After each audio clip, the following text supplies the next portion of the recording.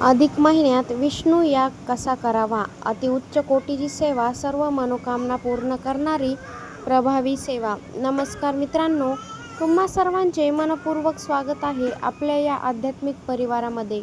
मित्रांनो, अधिक महिना म्हणजेच पुरुषोत्तम मास हा भगवान विष्णूंना अत्यंत प्रिय मानला जाणारा पवित्र महिना आहे. असं म्हटलं जातं की या महिन्यामध्ये श्रद्धेने भगवान विष्णूची सेवा, जप, याग, दान आणि नामस्मरण केल्याने मनामध्ये सकारात्मक ऊर्जा निर्माण होते. घरात सुख, शांती आणि भक्तिभाव सुद्धा दृढ होते. विशेषतः विष्णू याग ही सेवा अत्यंत पुण्यदायी आणि उच्च कोटीची मानली जाते. आजच्या या व्हिडिओमध्ये आपण जाणून घेणार आहोत विष्णू याग म्हणजे काय, अधिक महिन्यात विष्णू याग कसा करावा, कोणते साधे नियम पाळावेत, कोणते मंत्र म्हणावे, घरामध्ये सकारात्मक ऊर्जा वाढवण्यासाठी उपाय कोणते, सर्व मनोकामनांसाठी श्रद्धेने प्रार्थना कशी करावी, उद्यापन कसं करावं. हा व्हिडिओ शेवटपर्यंत नक्की पहा, कारण शेवटी मी तुम्हाला एक अत्यंत प्रभावी पण सोपा उपाय सांगणार आहे. चला तर मग भगवान विष्णूचं स्मरण करून सुरुवात करूया. ओम नमो भगवते वासुदेवाय. अधिक महिन्याचं महत्त्व. अधिक महिना म्हणजे पुरुषोत्तम मास. हा महिना भगवान विष्णूंना समर्पित मानला जातो. या महिन्यामध्ये जप, तप, ध्यान, अन्नदान, गीता वाचन, तुळशी सेवा, उपवास आणि दिवा सेवा या गोष्टी खूपच श्रद्धेने केल्या जातात. असं मानलं जातं की या महिन्यात केलेली भक्ती अनेक पटींनी सुद्धा फळं देते. विष्णू याग म्हणजे काय? सर्वात महत्त्वाचा प्रश्न. मित्रांनो, याग म्हणजे श्रद्धेने केलेली देवसेवा. विष्णू यागामध्ये भगवान विष्णूंचं नामस्मरण, मंत्रजाप, दिवा सेवा, तुळशी अर्पण आणि भक्तिभावाने प्रार्थना यांना विशेष महत्त्व दिलं जातं. ही सेवा मन शांत ठेवण्यासाठी, भक्तिभाव वाढवण्यासाठी आणि घरामध्ये सकारात्मक वातावरण निर्माण करण्यासाठी केली जाते. महत्त्वाचं म्हणजे विष्णू यागाची तयारी कशी करावी. तर आता आपण जाणून घेऊ विष्णू यागासाठी कोणती तयारी करावी लागते. आवश्यक वस्तू कोणकोणत्या लागतात. भगवान विष्णूंचा सर्वात अगोदर फोटो किंवा मूर्ती लागते. तुपाचा दिवा लागतो. तुळशी पत्र म्हणजेच तुळशीची पाने, पिवळी फुले, हळदी, कुंकू, धूप किंवा अगरबत्ती, पंचामृत आणि सर्वात महत्त्वाचं म्हणजे नैवेद्य, पिवळं वस्त्र. या वस्तू विष्णू यागाच्या तयारीसाठी लागतात. सकाळची सेवा ही कशी करावी. सकाळी लवकर उठावे. सूर्योदयाच्या अगोदर स्नान करून स्वच्छ किंवा पिवळे कपडे घालावेत. देवघर स्वच्छ करावे. भगवान विष्णूंसमोर तुपाचा दिवा लावावा.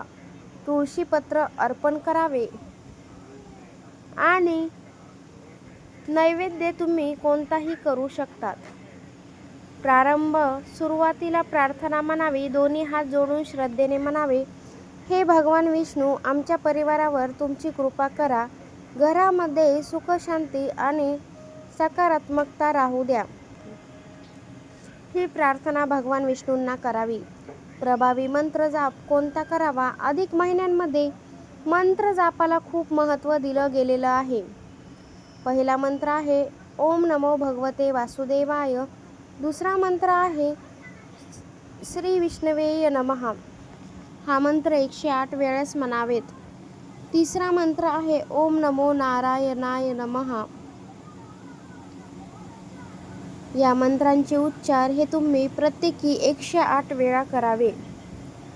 लक्षात ठेवावा, हरे राम राम राम हरे हरे, हरे कृष्णा कृष्णा कृष्णा हरे हरे. तुळशी सेवेचं महत्त्व. मैत्रिणींनो, तुळस भगवान विष्णूंना अत्यंत प्रिय मानली जाते. भगवान विष्णू यागामध्ये तुळशी पुढे दिवा लावावा, पाणी घालावे, तुळशीपत्र अर्पण करावे. असं श्रद्धेने केल्याने भक्तिभाव तर वाढतोच असं मानलं जातं आणि तुम्हाला पुण्यदायी फळ सुद्धा प्राप्त होतं. महिलांसाठी खास सेवा कोणती आहे? तर मैत्रिणींनो, घरातील स्त्री ही घराची लक्ष्मी मानली जाते. म्हणून महिलांनी प्रेमाने बोलावं, घर स्वच्छ ठेवावं, देवाचे नामस्मरण करावे, मुलांना चांगले संस्कार द्यावेत. नकारात्मक बोलणे महत्त्वाचे टाळायचे आणि देवदेव करायचा. मुलांच्या उज्ज्वल भविष्यासाठी उपाय कोणकोणते करावेत? मुलांना देवाचं नाम घ्यायला सांगा. अभ्यास सुरू करण्यापूर्वी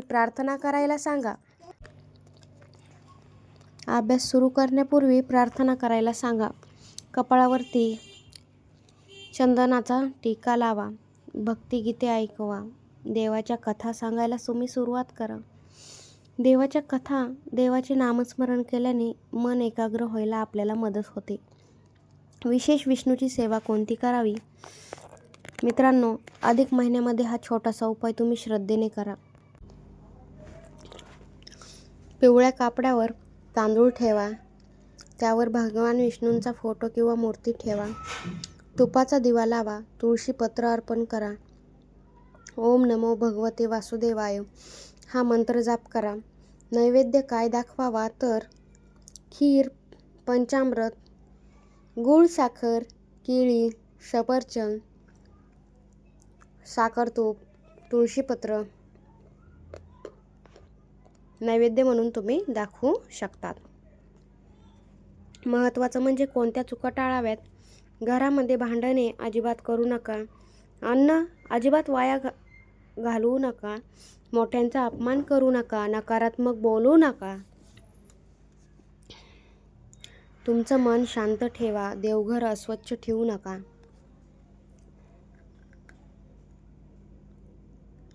दानधर्माचं महत्त्व काय आहे? अधिक महिन्यामध्ये दानधर्म अत्यंत शुभ मानला जातो. अन्नदान करा. गरजू व्यक्तींना मदत करा. पक्ष्यांना दाणे टाका. गाईला तुम्ही भाकरी द्या. महत्त्वाचं म्हणजे गाईला भाकरी दिल्याने पुण्यदान अधिक पटींनी मिळते.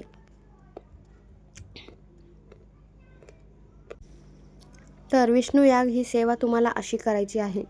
एका गावामध्ये एक कुटुंब राहत होतं. घरात सतत तणाव, चिंता होती.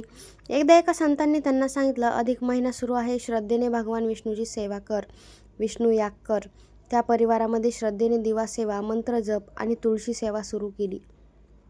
घरातील हळूहळू वातावरण बदलायला लागलं. मन शांत होऊ लागलं आणि घरात सकारात्मकता वाढू लागली. ही कथा शक्ती, भक्ती आणि सकारात्मकतेची श्रद्धा आपल्याला सांगते. उद्यापन कसं करावं? तर विष्णू यागाचं उद्यापन कसं करावं ऐका. उद्यापन पद्धत.